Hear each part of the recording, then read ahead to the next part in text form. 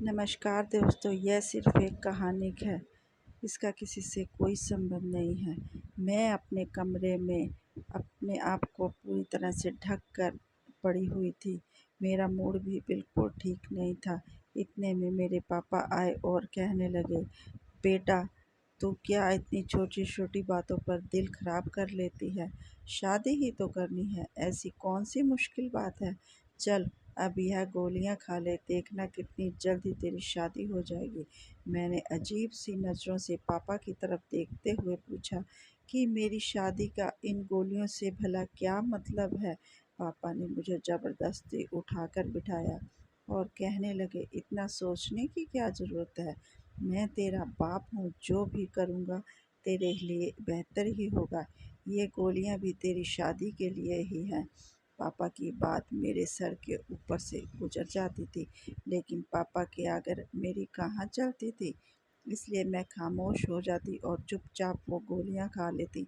मैंने पापा से पूछा कि यह गोलियाँ किस चीज़ की हैं और आप कहाँ से लाए हैं? तो पापा ने मेरी बातों का कोई जवाब नहीं दिया, बल्कि मुझे पिछली बातों के किस्से सुनाने लगे। मैं बहुत ध्यान से पापा की बातें सुन रही थी। पता नहीं मेरी किस्मत में क्या लिखा था। आज मैं 40 साल की हो गई थी। मैं अपने बाप की दहलीज पर बैठी हुई थी, जबकि मेरी उम्र की सब लड़कियों की शादी होकर उनके बच्चे भी हो चुके थे। मैं तो किसी की शादी में भी जाती तो एक कोने में छुप कर बैठ जाया करती थी। लोगों की चुभती नज़रें और सवाल मुझ पर किसी पल चैन नहीं लेने देते थे।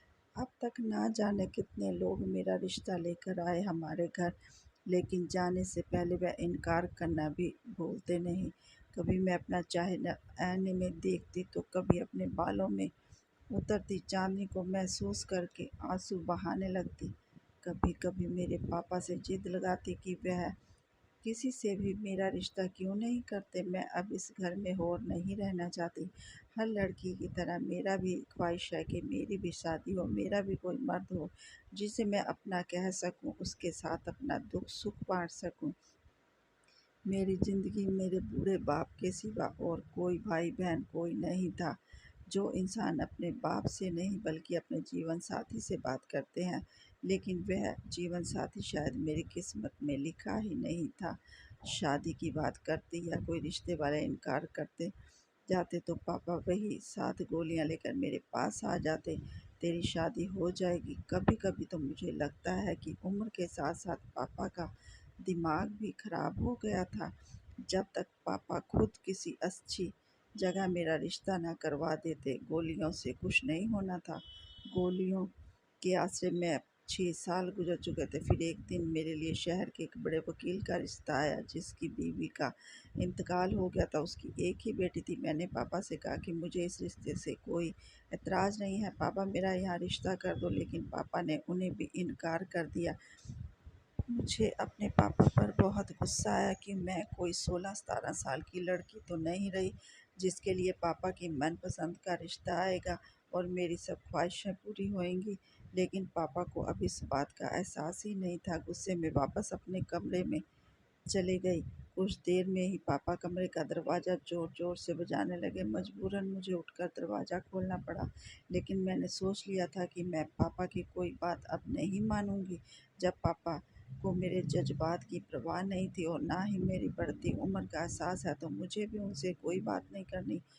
पापा मेरे कमरे में आए और आकर प्यार से मुझे समझाने लगे कि बेटी, इतना जल्दी शादी का जोर ना डाल, तेरी किस्मत में बहुत अच्छा लड़का लिखा है। मैंने गुस्से में पापा से कहा कि वह लड़का कब आएगा, जब मैं बूढ़ी हो जाऊंगी, क्योंकि अब तो मेरी आधी उम्र निकल चुकी है। पापा ने वही 7 गोलियां और दूध का गिलास मेरे आगे रख दिया और कहने लगे, इसे पी ले और गोलियां को खा ले, देख कितना अच्छा लड़का मिलेगा। मैंने पापा से साफ साफ कहा कि मुझे ये गोलियां नहीं खानी। इतने में सालों से जब भी शादी का नाम लेती हूँ, आप यह गोलियां खिलाकर मुझे खामोश कर देते हैं, लेकिन इन गोलियों में कोई जादू नहीं है। पापा कहने लगे, यह जादू की गोलियां यह तेरी किस्मत बदल देंगी। मैंने गुस्से से पापा को देखा तो पता नहीं किस ज़माने में जी रहे हैं। अब तक उन गोलियों से मेरी किस्मत तो बदली नहीं थी और ना ही मेरी कोई शादी हुई थी। ना जाने कितने रिश्ते वालों ने हमेशा की तरह आकर इनकार कर दिया उनके इनकार से मैं खुद मना कर के दुखी हो गई थी, लेकिन पापा ने जब मुझे गोलियां खिलानी शुरू कर दी थी, मैं बहुत हैरान होती, लेकिन फिर पापा ने मुझे बताया कि इन गोलियों से मेरी खूबसूरती बनी रहेगी और हालात में जो भी मेरे चेहरे को तबाह कर दिया था उस पर दोबारा रौनक आ जाएगी। पापा की बात सुनकर मैं खुश हो जाती और दूध के साथ गोलियां खाकर थोड़ी ही देर में मैं सो जाती थी, लेकिन 6 साल गुजरने के बाद भी मेरी किस्मत नहीं खुली और ना ही कोई बारात मेरे घर पर आई। मेरी उम्र तकरीबन 40 साल की हो चुकी थी और एक लड़की के लिए इतनी ज़्यादा उम्र में रिश्ता आना बहुत मुश्किल था, इसलिए मैंने उम्मीद ही छोड़ दी थी। मैं हर वक्त किसी न किसी कोने में छुपकर आंसू बहाती रहती थी। मैंने पापा से कह दिया था कि अब अगर मेरा रिश्ता ना हुआ तो मैं अपनी जान दे दूँगी। मेरा हाल देखकर पापा ने मुझे वही 7 गोलियाँ खिलाई और तसल्ली के लिए बोल दिए कि दूसरे दिन रिश्ते वाले हमारे घर चले आए। लड़के की बहन एक रिश्ते वाली खाला के साथ आई थी और उसने पहली ही नज़र में मुझे पसंद कर दिया। यह बात मेरे लिए बहुत हैरानी वाली थी। उम्र बढ़ने के साथ-साथ मेरे चेहरे पर झुर्रियाँ भी बढ़ने लगी थी। मुझे पता नहीं, उनका भाई शायद मुझसे भी कहीं ज़्यादा उम्र वाला होगा, फिर पहले से शादीशुदा भी होगा, इसलिए उन्होंने मुझे पसंद कर लिया है। लेकिन जैसे ही तस्वीर मेरे हाथ में उनके भाई की आई तो मेरे होश उड़ गए। वह तो उम्र में मुझसे काफ़ी छोटा था और जवान लड़का था। तस्वीर में कोई ऐब भी नज़र नहीं आ रहा था और ना ही उन्होंने लड़की में कोई नुक्स बताया। मैं हैरान व परेशान बार-बार तस्वीर को देख रही थी कि इतनी कम उम्र का लड़का मेरे साथ शादी करने के लिए कैसे तैयार हो गया। और फिर उन लोगों के जाने के बाद जब यही बात मैंने पापा से कही तो पापा हंसकर कहने लगे कि तेरी किस्मत खुल गई है, अब भी तुझे कोई परेशानी है। पापा ने इस रिश्ते के लिए जैसे ही हामी भरी तो मैं खुशी से झूम उठी। पापा की गोलियां काम कर गई थी। पापा ने महीने भर में ही मेरी शादी की तारीख तय कर दी थी और जल्दी जल्दी शादी के सारे इंतजाम भी कर दिए थे। पापा ने मुझे खुद ही अपने हाथों से रुखसत कर दिया था और मुझे यकीन ही नहीं हो रहा था कि पापा के घर से रुखसत होकर अपने ससुराल की दहलीज पर पहुंच गई हूँ। मैं लाल जोड़े में दुल्हन बनी बैठी थी और मेरी उम्र बहुत ज़्यादा हो चुकी थी, लेकिन अरमान अभी भी मेरे दिल में जवान ही थे। यह मेरी पहली शादी थी और शादी को लेकर मैंने बहुत सालों तक सब्र किया था और आज जब यह रात आई तो मैं खुशी से पागल हो रही थी। कितने सालों से यह ख्वाहिश मेरे दिल में दबी पड़ी थी कि मेरी ज़िंदगी में भी कोई मर्द आएगा जो मुझे चाहेगा और जिसे मैं जी भर के प्यार करूँगी, मेरे लिए सारी दुनिया के सामने खड़ा हो जाएगा।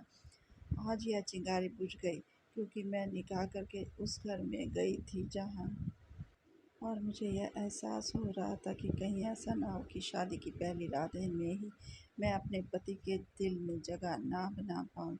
वह मुझे बुरी ना समझ बैठे। मैंने शादी से पहले अपने बाल भी कलर कर लिए थे। जैसे ही मुझे दरवाजे पर आहट का एहसास हुआ तो मैं घूंघट में से निकल कर बिस्तर पर लेट गई और खुद को तसल्ली देने लगी कि नहीं, ऐसा कुछ भी नहीं होगा मेरे साथ। लेकिन मैं नज़र झुकाकर बैठ गई। इतने में मेरे पति आए। दिल में बहुत जज्बात पैदा हो रहे थे।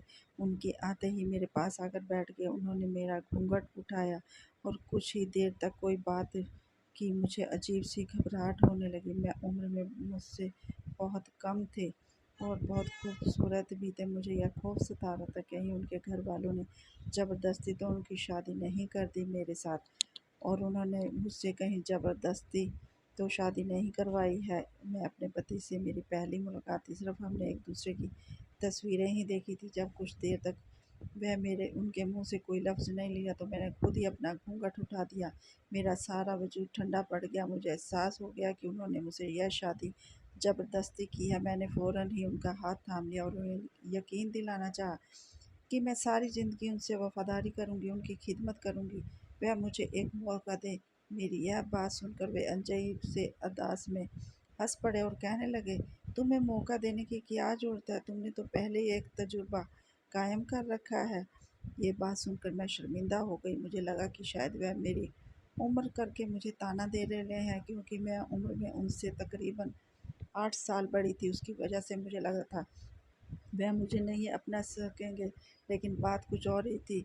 उन्होंने अपना मोबाइल निकाला और स्क्रीन पर कुछ बटन दबाने के बाद जैसे ही अपने फ़ोन को मेरे सामने रखा, तो मेरे पैरों के तले से ज़मीन खिसक गई। क्योंकि उनके मोबाइल के स्क्रीन पर कोई और नहीं था बल्कि मैं ही थी, और जो उसमें मंज़र नज़र आ रहा था उसे देखकर तो मैं ज़मीन में ही धँसती जा रही थी।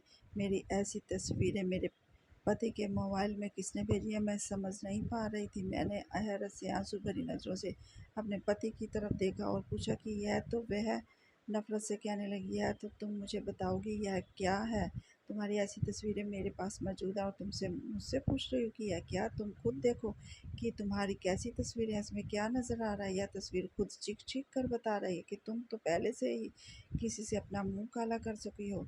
तुम पहले से ही पूरी दुनिया के तजुर्बे ले चुकी हो। अगर मैंने निकाह से पहले यह तस्वीर देखी होती तो मैं तुझसे कभी भी शादी की सोच भी नहीं सकता था। मैंने तो यह सोचकर अपना बनाया था कि तुम एक कुंवारी उम्र सीधी औरत हो जिसकी अब तक शादी नहीं हुई है और तुम्हें आसरत होगा और हम एक साथ अच्छी ज़िंदगी गुजारेंगे। लेकिन मुझे क्या मालूम था, जिसे देखकर मेरे सर के पर आसमान गिर पड़ा। तस्वीर को देखकर मुझे पता चला कि तुम क्या हो। आज की रात ऐसे घूंघट डालकर बैठी हो जैसे बहुत ही मासूम सी लड़की हो, और खुद को कुंवारी ज़ाहिर करने का ड्रामा क्यों कर रही हो? पति के इन लफ्ज़ों से मेरे होठों को सी दिया था। मैं खामोशी से उनके चेहरे की ओर देख रही थी, बस कुछ बोलना चाहती थी लेकिन मेरी उन तस्वीरों को देखकर मेरी ज़िंदगी ही बर्बाद हो गई थी। अब उन्होंने मुझे अपनी ज़िंदगी में रखना ही नहीं था और मुझे डर था कि वो मुझे अपनी इस ज़िंदगी से निकाल देंगे। पहली ही रात में सब कुछ मिट्टी में मिल गया था और मेरी आँखों से आँसू बह रहे थे। मेरी तस्वीर अब भी मेरे सामने खुद खुली की खुली पड़ी थी। उन तस्वीरों को देखकर मुझे लगा कि मेरे पापा जो इतने सालों से मुझे ये रंगीन गोलियां खिला रहे थे, ये उसी का नतीजा है। मैं अपने पति से आँख मिलाने के काबिल ही नहीं थी। मैंने उन्हें बहुत कहा लेकिन वो कहने लगे कि तू झूठ पर झूठ बोलती जा रही है। अभी भी तेरे अपने घर की फ़ोटोएँ नहीं दिख रही हैं, ये दीवारों पर रंग-रोगन तेरे घर का ही है ना? मैं ये बातें सुन के अपने पति के कदमों में हाथ जोड़कर चिल्लाने लगी, यह तस्वीरें मेरी नहीं हैं, यह तस्वीरें मेरी किसी ने बनवाई। मेरे पति ने अपनी ये सारी बातें अपनी बड़ी बहन को बता दिया और उन्हें कहा कि मैं अपने से अपनी ज़िंदगी में 1 मिनट के लिए भी बर्दाश्त नहीं कर सकता। इसकी वजह से मेरी रातों की नींद उड़ गई है, इसलिए मैं इसे कबूल नहीं करता। मैंने उन्हें कहा कि मेरे पापा रोज़ मुझे रात को नींद की गोली दे देते जिससे मैं सो जाती थी। उसके बाद पता नहीं मेरे साथ क्या होता था, मुझे कुछ नहीं पता है।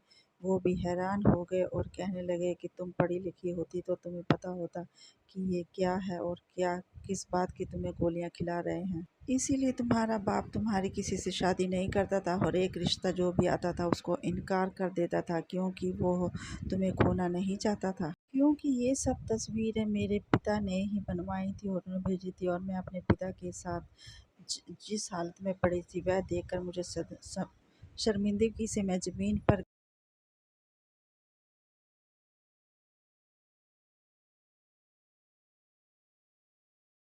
थी और मैं उसकी शादी नहीं करना चाहता था, क्योंकि फिर मैं ज़िंदगी में अकेला हो गया था। और उस दिन उसने ये धमकी दी थी कि वह मर जाएगी, तो इसलिए मैंने उसको इस तरह से तुम्हारे साथ शादी करने के लिए मजबूर कर दिया।